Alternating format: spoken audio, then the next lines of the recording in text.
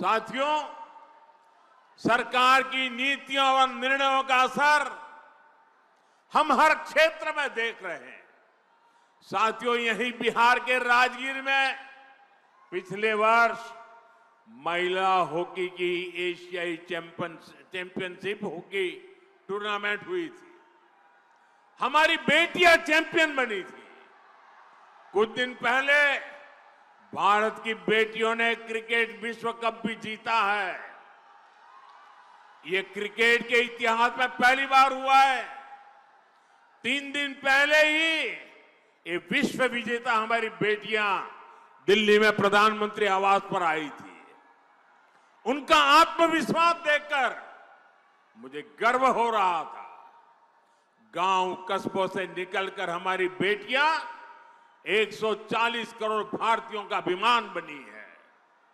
साथियों, हमारी बेटियों का ये नया आत्मविश्वास इसलिए आया है क्योंकि हमारी सरकार कदम कदम पर नारी शक्ति के साथ खड़ी है।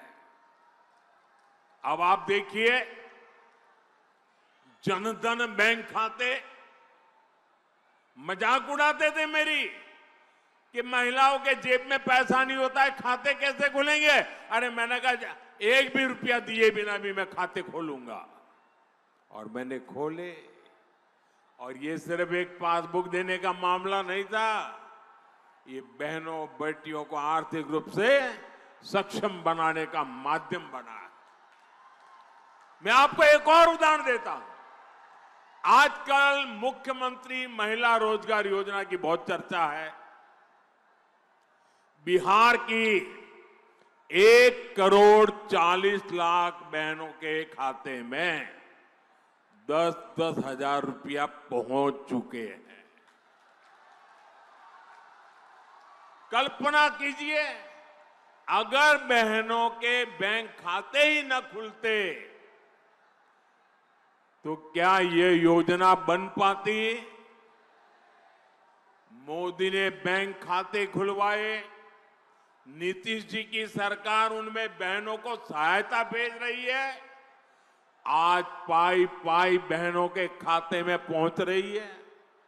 और इसलिए आप याद रखिए, अगर आरजेडी और कांग्रेस का जंगल राज होता तो आपके हक का पैसा भी लूट जाता। और ये मैं नहीं कह रहा हूं, ये कांग्रेस के नामदार है ना, उनके पिताजी खुद कहते थे जब वो प्रधानमंत्री थे और पूरे देश में पंचायत से पार्लियामेंट तक सिर्फ और सिर्फ कांग्रेस का ही झंडा फहरता था। सारी सरकारें उनकी थी, म्युनिसिपैलिटी उनकी, ग्राम पंचायत उनकी, सब कुछ उनका था। उस समय कांग्रेस के एक प्रधानमंत्री, ये नामदार के पिताजी, वो कहते थे कि दिल्ली से 1 रुपया निकलता है तो गांव में जाते जाते 15 पैसा हो जाता है। जरा बताओ, ये कौन सा पंजा था जो 1 रुपये को घिसता घिसता घिसता 15 पैसे कर देता था? ये कौन सा पंजा था? आज भाइयों बहनों, अगर पटना से 1 रुपया निकलता है तो पूरे 100 पैसे आपके खाते में जमा होते हैं। आज दिल्ली से 1 रुपया निकलता है तो 100 के 100 पैसे आपके खाते में जमा होते हैं। और इसलिए मेरे माताओं, बहनों, भाइयों, नौजवानों, आपको सावधान रहना है।